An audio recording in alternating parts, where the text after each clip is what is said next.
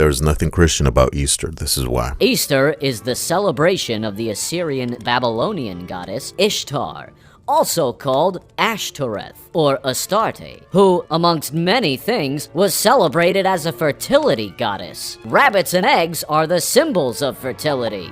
Traditionally, she was celebrated in the spring, along with the rebirth of nature. Not only of nature, though, but of her miraculous conception. The spring equinox marks the date of the conception of her son, Tammuz, whose birth is celebrated approximately 9 months later on December 25th. Is this sounding familiar to you yet? I'm sorry to say, Christmas too is a pagan holiday. All indicators point to our Lord Jesus Christ being born on or around the Feast of Tabernacles, sometime in September.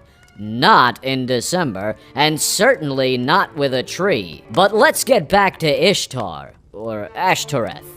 Easter. Who is she? Well, she's gone by many names. Some call her Inanna, Asherah, and Venus. She's also been called Aphrodite, Artemis, and Diana.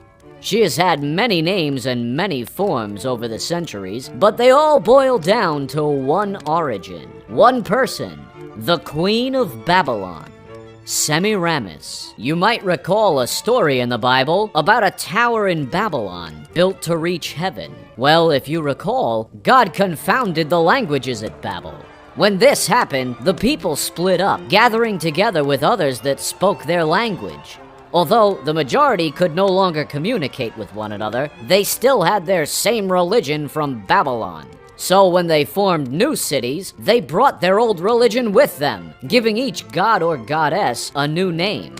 Nimrod, the king of Babylon, also known as Gilgamesh, became Marduk, An, and Sargon of Akkad. Semiramis, his wife, became Ishtar, Inanna, Astarte, and Ashtoreth.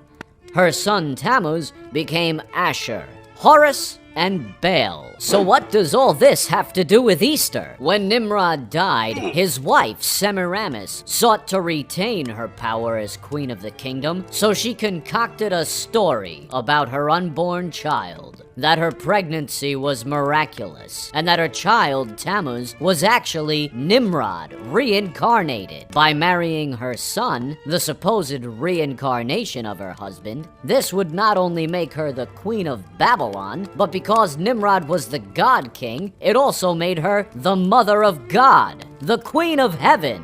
In Egypt, Ishtar and Tammuz became Isis and Horus. In other parts of the world, Devaki and Krishna, Maya and Buddha, Juno and Hercules, etc., etc., all the way down to today's Madonna and Jesus. In fact, Catholics still retain her title as Queen of Heaven, which is found nowhere in the Bible. Of course, that's because the Mary and Jesus the Catholics worship are not the Mary and Jesus of the Bible. So when Easter comes around and you ask why Jesus seems like an afterthought to the eggs and bunnies, you now know it's because he is. It's a sad truth, but a truth nonetheless, and even more proof that we are edging closer and closer to the end of this age, just as the Bible describes.